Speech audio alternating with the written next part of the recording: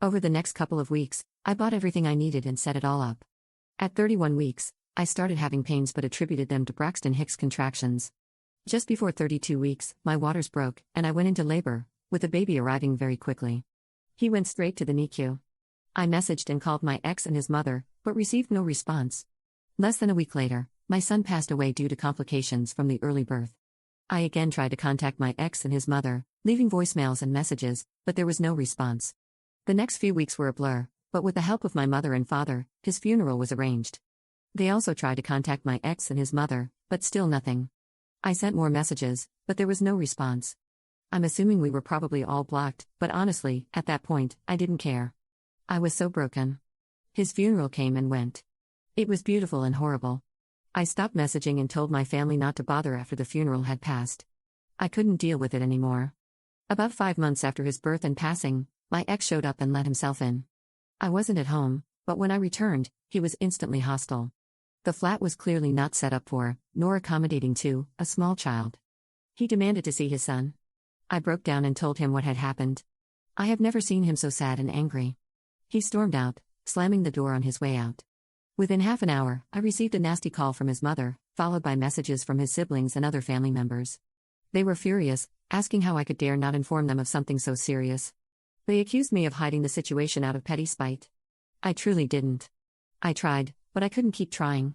It's been nearly 3 weeks now of them being awful. I was speaking to my sister this weekend and she said, to be fair, it was a bit of a jerk move not to keep trying. They deserved to know. Was it really? I tried so hard to let him know, but I was struggling so much too. I lost my son too. Am I wrong here? Should I have done more? Edit. Thank you all so much for your responses. I'm sorry for not replying to any of them, reading them has been a lot. Honestly, I'm going to drink a bottle of wine or two, read your kind responses, and cry myself to sleep. Writing this all out and reliving it has been hard. Unfortunately, I'm not able to change the locks, the landlord said no, but my tenancy ends on the 12th of June, and I already have a new flat to move into. Thankfully, my dad has been able to cover the cost of a private therapist, and I see her again on Tuesday. Thank you all so much again for your kind words. Edit. If I had realized this was going to blow up so much, I probably would have just posted on my main. If you see this post, Lewis, read it, then read it again, then read the comments, then just leave me alone. Thank you all for your comments. I'm going to show my therapist the post when I see her and talk it through, but honestly, it has helped a lot, even if I did cry quite a bit. I'm going to sleep now and won't be back on this post, but thank you all. Update 2.5 months later. The previous post was locked, but I've received a few messages asking after me, so before I leave this account completely, I just wanted to let people know that I'm alright. The move went smoothly. I'm far enough away that there is no risk of bumping into my ex or his family. I changed my number and deleted all social media, so I haven't heard anything from them personally for about 6 weeks. My sister apologized for what she said, and we've spoken a lot about it all. I definitely don't think our relationship is the same, but we're okay. I still hear that they're speaking badly about me from friends, but I try to ignore it. I'm still in therapy and I'm trying my hardest to move forward with everything. I visit my son's grave when I can. Thankfully, my ex and his family care so little about more than themselves that they never ask where he is buried, so I can do so in peace. Thank you all for everything you said. I have found myself going back to the previous post a lot over the last couple of months, and it has helped more than I can express. I'll be leaving this account now, but again, thank you. Commenter. Can you explain what your sister was thinking? Ops response. My dad really chewed her out when he found out what she said to me.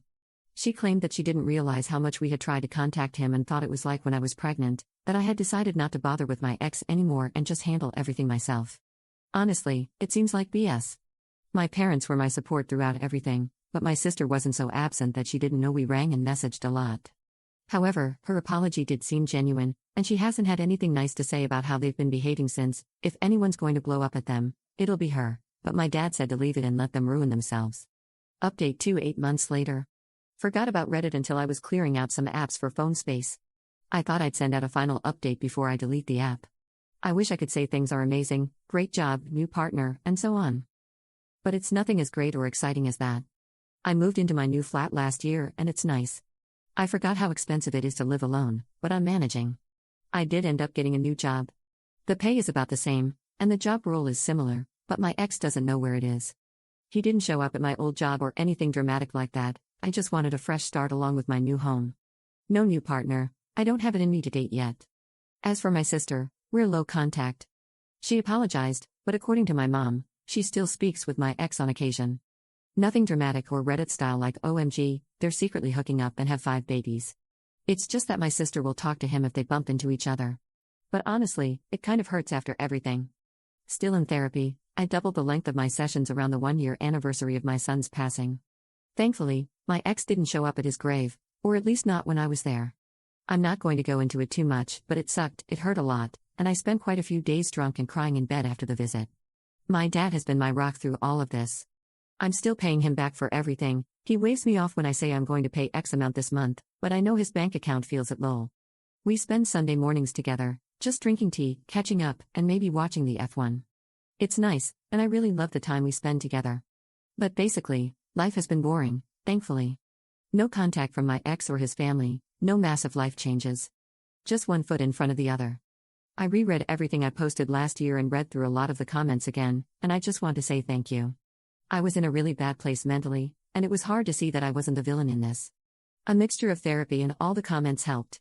So, thank you all, bye bye.